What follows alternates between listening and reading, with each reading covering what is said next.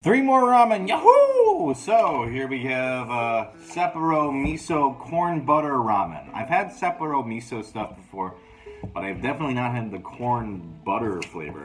Yeah, Hokkaido has lots of versions of ramen. Butter corn miso ramen is one kind from Sapporo.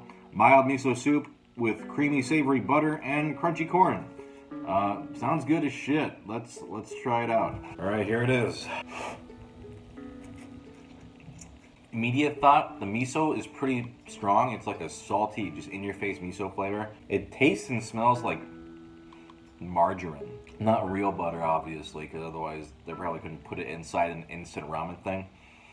But it smells like an oily margarine. It gives you the slight essence of dairy, but also slightly off. Not in a bad way, though. Let's try the corn piece. I like a corn piece. The corn's pretty mushy, but sweet, so it adds a little sweetness, but it's pretty mushy. Let's try this broth. Yeah, it definitely has that fake butter margarine flavor. It's not bad. It's a little much, though. I don't know if it necessarily adds good flavor to the miso combination. I don't know. It depends on how much you like margarine, I guess, which for me I'm not like that into, but I can tolerate it. Here's a closer look. Light brown broth, little pieces of corn. Actually, what the hell is this? I'm gonna try one of these. Oh, those are potato. Very mealy potato, but potato. So yeah, little chunks of potato and corn. Yeah. I understand this is probably the best you could do to have a butter flavor, but then it's like, why have a butter flavor at all? I think the miso broth is pretty alright. The vegetables are mushy, but at least they tried. I'll give them an I tried award. I don't think this margarine flavor is necessary. I think they could have just gone straight miso or something else. It's alright. Very margarine-y.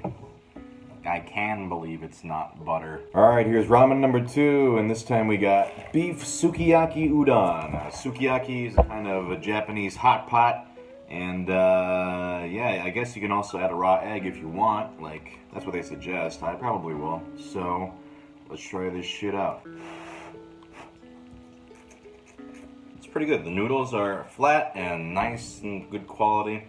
For instance, the flavor of the broth, it's like kind of like a sweet savory. I like that, almost like a sweet soy sauce. I have no idea what the hell these are. They look like little sponges. I don't know, it looks like fish cake maybe? That must be fish cake or something. This is just like that giant sponge I had in a previous ramen video. Where's the beef? Now, there's not a whole ton of beef considering it's called beef sukiyaki. But here's a piece. Like most instant ramen, the beef tastes like beef jerky, but I don't mind that. I like beef jerky because, I mean, it is just essentially dried beef that is rehydrated. So that makes sense. Let's try the broth.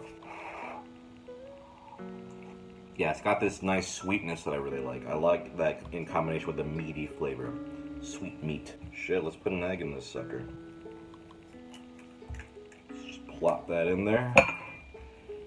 Alright. Before I mix up the egg fully, take a look. So you can see dark brown broth.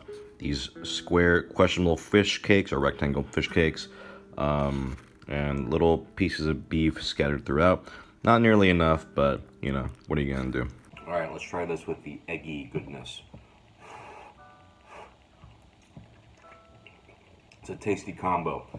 For those of you who are like weirded out by raw eggs and things, stop being a bunch of pussies. It's delicious. And so the egg gives it a nice kind of like silky kind of quality. Like it coats the noodles and it gives it like a little bit of like more of a savory egg flavor. It like coats it in like a richness that doesn't overwhelm the original flavor. It just kind of complements it. Like eggs are amazing. They truly are incredible. Overall, this is really solid. I really like the sweetness of the broth a lot, and the little beef chunks don't hurt. And then a raw egg in there. It's good shit. So this is good. All right, here's ramen number 3. This is Mentai Tonkotsu ramen. Mentai is spicy cod roe, which is delicious. And this is Kanefuku, a Kanefuku product, a famous Mentai manufacturer in Fukuoka. with a rich, creamy tonkatsu soup and mentai powder. I am curious as to how mentai powder is gonna taste in an instant ramen. So let's try this shit out. It's got a nice salty, almost buttery taste. Noodles are pretty thin and whatever, but it's got a nice savory flavor. These little mentai powder bits, let me see if I can show you one. They look like this pink stuff right here. They have a little spice to them. They're fishy, I guess. They taste more like fish cake than like that great sort of fresh, I mean, they're not fresh, so that's why it doesn't taste like it, but you know, cod roe has that great kind of fresh, sort of vibrant fish flavor. These are almost more like a dried fish flakes mixed in, but they're not bad. The vegetables actually have a pretty nice chew to them. Usually vegetables in these are pretty whatever, but these are actually pretty substantial. Let me try the broth.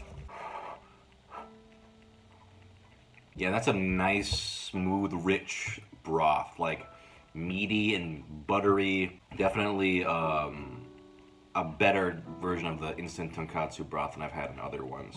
Here you can see the broth is milky, sort of gold color, and all those little pink bits of spicy cod roe and veggies mixed in. You know, look at these big old thick vegetables in here as well. I wish this could have captured the greatness of cod roe, but that's very hard to do if you don't use like fresh cod roe. Since it's like a mentai powder, truth be told, it doesn't really stand out unless you like only eat the powder on its own.